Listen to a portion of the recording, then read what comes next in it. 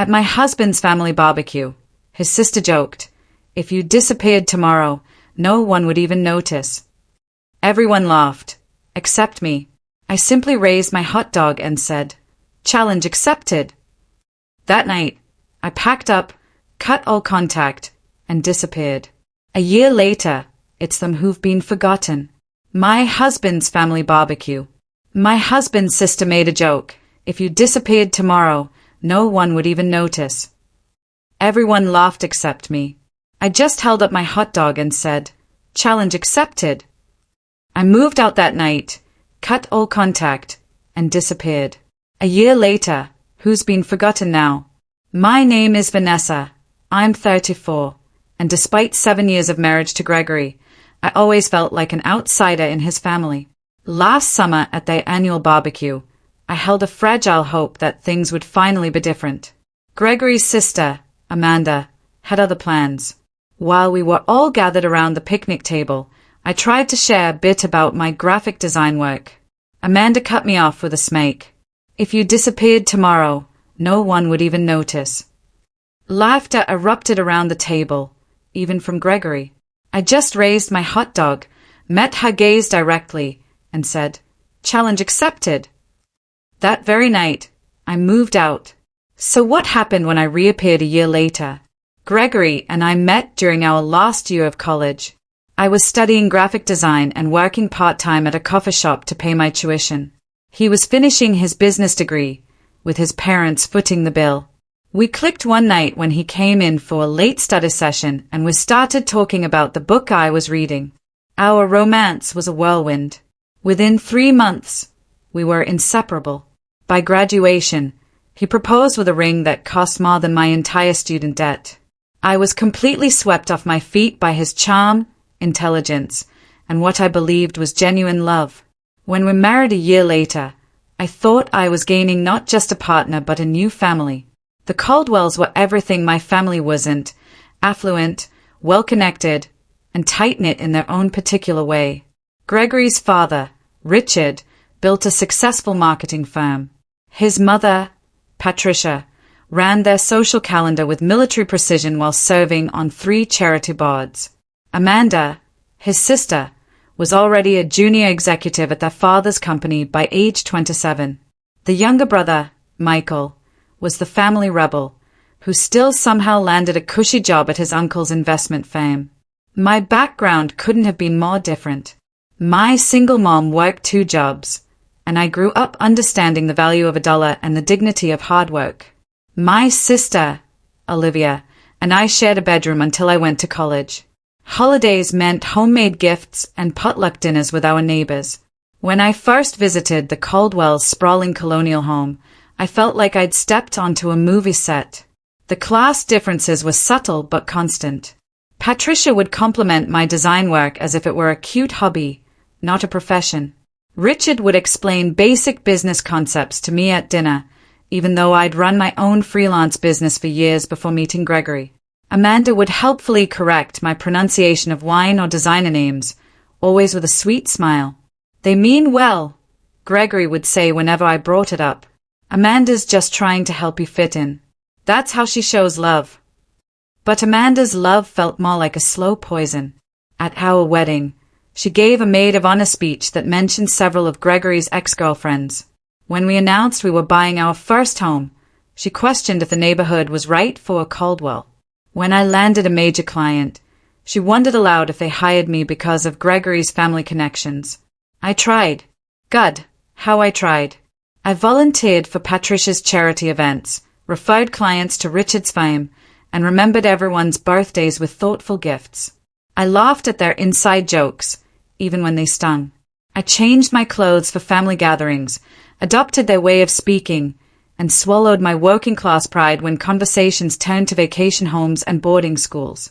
For the first few years, I kept up my freelance design business, building a modest client list.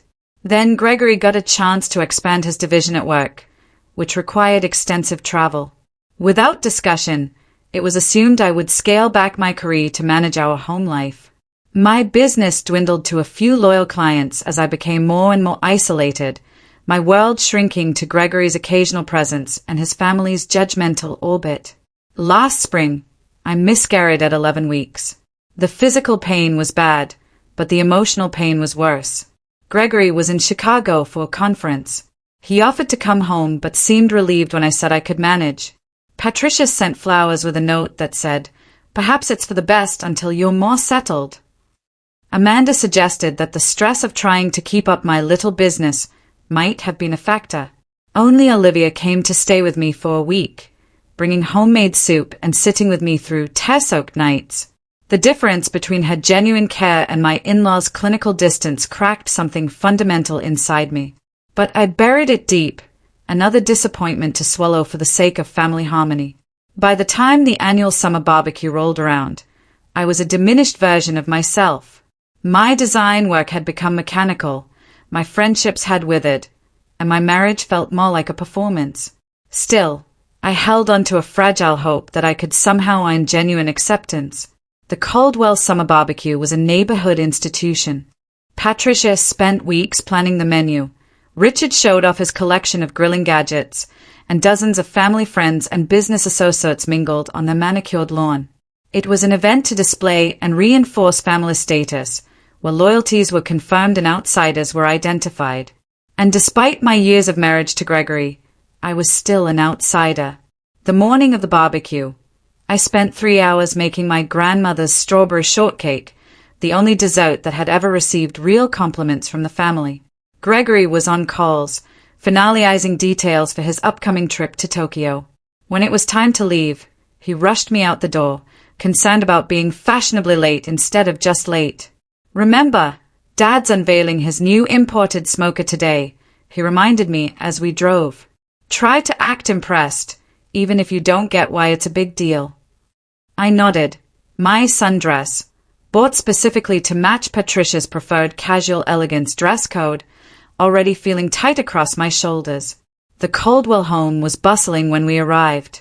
Caterers wove through groups of guests delivering appetizers. Richard stood at the center of the patio, surrounded by admiring friends as he demonstrated his new smoker. Patricia floated from group to group, her laugh tinkling like expensive crystal. Finally, Amanda called out, spotting us as we entered through the side gate. She air-kissed Gregory, then gave me a quick once-over. "Vanessa, that dress is so cheerful.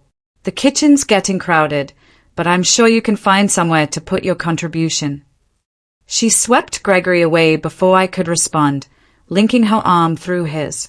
I stood alone, dessert in hand, scanning the backyard for a friendly face. I made my way to the kitchen where Patricia was giving the catering staff precise instructions. "Oh, Vanessa, she said. "You didn't need to bring anything. We have the patisserie handling desserts." She gestured vaguely toward the pantry. "But how thoughtful. Perhaps put it there for now." I placed my shortcake on a shelf already crowded with other contributions from guests not worthy of being displayed. As I left the kitchen, I overheard Patricia telling a server to make room for Amanda's authentic tiramisu at the center of the dessert table. The next 2 hours were a blur of polite smiles and interrupted conversations. I tried joining a conversation about movies but couldn't get a word in. In contrast, Michael's wife, Charlotte, received completely different treatment. Patricia proudly introduced her as our Charlotte, the pediatric surgeon. Even Richard, who rarely engaged with in-laws, asked her detailed questions about her work. The difference wasn't lost on me, nor was the irony that Charlotte seemed as uncomfortable with the attention as I was with the lack of it. When lunchtime arrived, Gregory reappeared. "Having fun?" he asked, not waiting for an answer. We filled our plates and joined the main table on the patio. I ended up seated between Gregory's elderly uncle, Frank, who was hard of hearing, and a space left open for Amanda. Gregory sat across from me, already deep in conversation with Richard about Japanese business etiquette. Amanda finally arrived, instantly commanding attention with a story about a celebrity she'd seen at her gym. During a brief quiet moment, I saw my chance. "I just finished a branding project for that new bakery downtown," I offered. "They're having their grand opening next weekend." Amanda's eyes narrowed slightly. How nice. Is that the place with the tacky neon sign? I drove past it yesterday. The signage is actually vintage-inspired, I explained. The owners wanted to honor the building's history as one of the first. If you disappeared tomorrow, Amanda interrupted with a theatrical sigh, no one would even notice. That's how boring this conversation is. The table erupted in laughter. Patricia giggled behind her napkin. Richard guffawed. Even Gregory chuckled, reaching for his beer. Frank, who hadn't heard the comment, joined in automatically. The sound surrounded me like cold water, shocking me. My face burned, but my hands turned ice cold. In that moment, 7 years of accumulated slights crystallized. I didn't cry. I didn't storm off. I didn't create a scene. Instead, I raised my hot dog in a mock toast, met Amanda's gaze directly, and said clearly, "Challenge accepted." A brief, confused silence fell over the table. Amanda's smile faltered slightly. Gregory looked between us, sensing something had shifted. Then Patricia chimed, "Who's ready for Richard to carve the brisket?" And the moment passed. For the rest of the afternoon, I observed. I watched how easily they all moved through their world of assumed privilege. I noted how Gregory blended seamlessly with his family while occasionally throwing me an absent smile.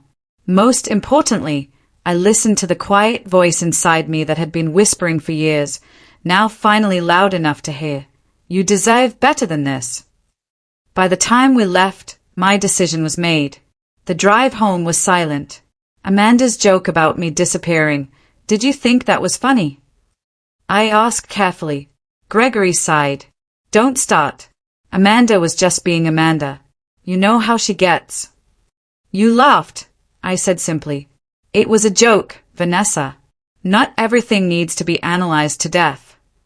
He got out of the car, ending the conversation. That night, as he slept, I stared at the ceiling, thinking about the bright, ambitious designer I used to be.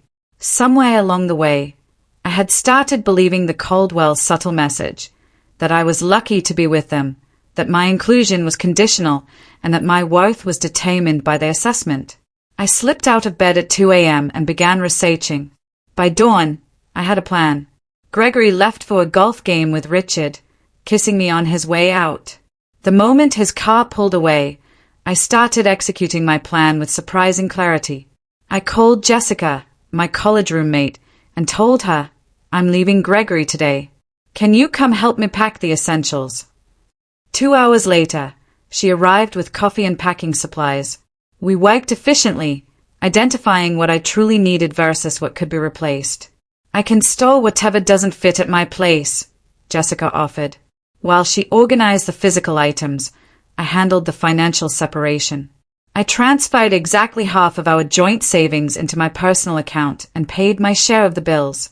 By mid-afternoon, my car was packed. Jessica hugged me fiercely.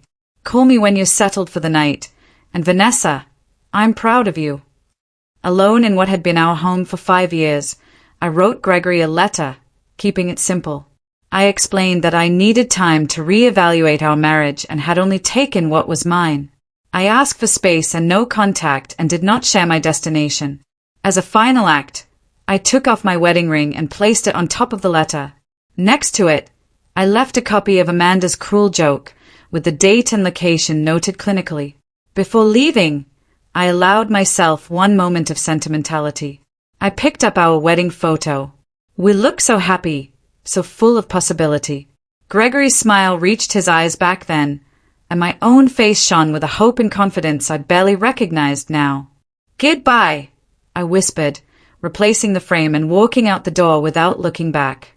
The sensation of driving away from our suburban neighborhood was both terrifying and exhilarating. By the time I crossed the state line, I felt like I could fully breathe. I checked into a modest hotel using a credit card I'd maintained separately. After confirming my safe arrival with Jessica and Olivia, I turned off my phone. Gregory would be home by now, finding an empty closet and my letter. The thought brought neither satisfaction nor guilt, just a strange numbness. In the quiet anonymity of the hotel room, I curled up under unfamiliar blankets and fell into the deepest sleep I'd had in months. Morning brought the first wave of messages. Gregory's communication evolved as I'd expected. Confusion, irritation, then concern, then anger. Where are you? Call me. This is ridiculous. Come home so we can talk. Your mother is worried. You're being incredibly selfish. I have the Tokyo trip in 3 days. Fine. Take your space. We'll talk when I get back. Not once did he mention Amanda's joke or his laughter. I sent a brief text to my mother, assuring her of my safety, then turned off my phone again and started searching for long-term apartments in Seattle. The challenge had been accepted. Now came the hard part, untangling myself from the identity I'd constructed as Gregory Caldwell's wife. Seattle welcomed me with 3 days of continuous rain, as if washing away my old life. Olivia had found me a tiny, month-to-month furnished studio with bay windows and creaking floors. After the sprawling suburban house I'd shared with Gregory, the compact space should have felt claustrophobic. Instead, it felt like a snug cocoon. The building's nothing fancy, Olivia apologized. But it's perfect, I assured her. It's just mine. That first week passed in a blur of practical arrangements. I opened a new bank account, set up mail forwarding through Jessica, and bought a new phone with a Seattle area code. I updated my freelance design profiles, carefully removing work connected to Gregory's network. Gregory's messages continued, transitioning from anger to bargaining. Whatever's going on, we can work through it. Just come home. I maintained my silence. Every time I considered responding, I remembered the laughter around that picnic table, the gradual erosion of my identity. Amanda posted a passive-aggressive Instagram story, "Family is everything. You can't choose who stays and who goes." The comments were filled with heart emojis from Caldwell connections. I responded to none of them. Instead, I focused on rebuilding. I found a therapist who specialized in family and marital trauma. "What Amanda said at the barbecue wasn't the cause of your departure," Dr. Lewis commented during our third session. "It was the catalyst, the last straw." I agreed. "Tell me about the first straw," she prompted. That question unlocked a flood of memories, subtle digs disguised as helpful advice, achievements minimized, opinions dismissed, all while Gregory stood by, complicit in his silence. By month 2, I had secured 3 design clients. The work wasn't particularly creative, but it paid the bills. More importantly, each completed project rebuilt my professional confidence. One rainy Tuesday, I walked into a local coffee shop and noticed a striking wall mural. The owner, Eleanor, saw me admiring it. "Show me your personal work, the stuff you do because you can't not do it," she said. I navigated to a folder I'd barely opened in years. These were designs I'd created just for myself, experimental, sometimes impractical, but authentically mine. "You've been hiding," Eleanor said, with sharp blue eyes. "These are good, really good. Why haven't you done work like this in years?" The question struck me like a physical blow, and I found myself telling her an abbreviated version of my story. Eleanor listened without interruption, then nodded. "You're hired for the menu project, but on one condition, you do one personal piece every week. I don't care if it's good or finished. I care that you're finding your voice again." Eleanor became more than a client. She became a mentor. My calendar slowly filled with projects that engaged me. Meanwhile, Gregory's attempts at contact became less frequent. The divorce papers I filed were met with a barrage of calls I didn't answer, but eventually, his lawyer connected with mine. The proceedings moved forward with clinical efficiency, Gregory's initial resistance giving way to resignation. For months into my new life, I checked social media. Gregory's profile showed him at a company event, smiling next to a woman I didn't recognize. Amanda shared photos from a family dinner captioned, "Missing no one." The confirmation stung less than I expected. Amanda had been right, after all. My disappearance had barely caused a ripple in the Caldwell family pond. This validation brought not pain, but liberation. I was no longer defined by their perceptions. 6 months to the day after I left, I received the finalized divorce papers. Gregory had signed without contesting the straightforward division of assets. We had negotiated through our lawyers, a clean split. His only personal communication was a brief note. I still don't understand, but I won't fight you anymore. That evening, I stood in front of my bathroom mirror and cut my hair, shedding the long style Gregory had always preferred for a modern bob that framed my face. The woman who stared back seemed both familiar and new. By month 8, my design business had expanded enough to require a small workspace outside my apartment. I rented a desk in a creative studio surrounded by other independent artists. For the first time since college, I had colleagues who valued my input and challenged my ideas on equal footing. As the anniversary of my departure approached, I no longer needed to check social media. The Caldwells had receded from my daily thoughts. Meanwhile, my new world kept expanding. A branding project for a local food company won regional recognition. A comment I made at a design workshop led to an invitation to speak at a conference. 1 year after Amanda's joke, I was no longer invisible. I had built a life where my presence was not only noticed but valued, where my voice was heard, and where my contributions were recognized. The challenge had been met, but the story wasn't over yet. The email from Westwood Creative arrived exactly 52 weeks after the barbecue that changed everything. The subject line was innocuous, but the content sent a jolt through me. Your work for Reiner Artisan Foods caught our attention. We're developing a campaign for Sheffield Consumer Brands and believe your aesthetic would be perfect for the project. Initial meeting next week if interested. Sheffield Consumer Brands was a subsidiary of Caldwell Marketing Group. The coincidence seemed too precise to be accidental. It could be completely legitimate, Eleanor reasoned when I called her. Your campaign was featured in 3 industry publications. But the timing is suspicious, I finished. The question isn't whether they know who you are, Eleanor said pragmatically. The question is whether the project is worth taking regardless. After 3 days of deliberation, I accepted the initial meeting. If this was a Caldwell orchestration, I wanted to face it directly. The Westwood creative director, Thomas, gave no indication he knew about my history with the Caldwells.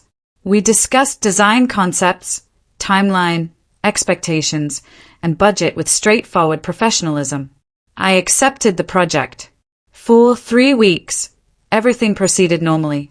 Then came the announcement. Sheffield Consumer Brands would be featured at the annual Marketing Innovation Gala, unveiling their new organic line. As the lead designer, my attendance was highly encouraged. The gala was a major industry event, exactly the kind of opportunity my career needed, and exactly the kind of function the Caldwells never missed. You have 3 options, my therapist observed during our session that week. Decline and potentially limit your professional growth, attend and try to avoid them, which will be stressful, or attend and be prepared to engage with them on your terms. What would you do? I asked. Dr. Lewis smiled. I'm more interested in what Vanessa today would do as opposed to Vanessa from a year ago. The question lingered as I left her office. Last year's Vanessa would have either declined or attended as Gregory's apprehensive shadow, dreading Amanda's comments. But I wasn't that person anymore. The next morning, I emailed Thomas confirming my attendance. Then I made an appointment with a stylist and set aside a portion of my advance payment for an outfit that would be both armor and an announcement. The evening of the gala arrived with unexpected calmness. In the hotel mirror, I surveyed my reflection. The woman staring back wore a tailored jumpsuit in a deep emerald, sophisticated and distinctive in a sea of black dresses. My bob was now accented with subtle caramel highlights. My one significant splurge, designer shoes, added 3 inches of confidence to my height. But the most transformative detail was the expression in my eyes. No anxiety, no apology, just steady readiness. The venue was a restored historic theater. Its grand lobby was transformed with strategic lighting. I had barely taken 2 sips of my signature cocktail when Thomas introduced me to a group of industry executives. I found myself speaking with easy authority, my opinions met with thoughtful nods instead of polite dismissal. About 40 minutes into the event, I felt a shift in the room's energy. I didn't need to turn to know the Caldwells had arrived. Richard's booming laugh confirmed it. I maintained my position, finishing my point before excusing myself to the bar. As I waited for a sparkling water, I scanned the room. Richard and Patricia stood near the entrance, holding court. Amanda wasn't immediately visible. Then I saw Gregory, standing slightly apart from his parents, looking thinner and somehow diminished despite his perfect tailoring. Our eyes met across the crowded space. His widened in unmistakable shock. I held his gaze steadily, neither smiling nor frowning, then deliberately turned back to the bartender. The first encounter came minutes later. "Vanessa," Richard said, his tone conveying neither surprise nor warmth.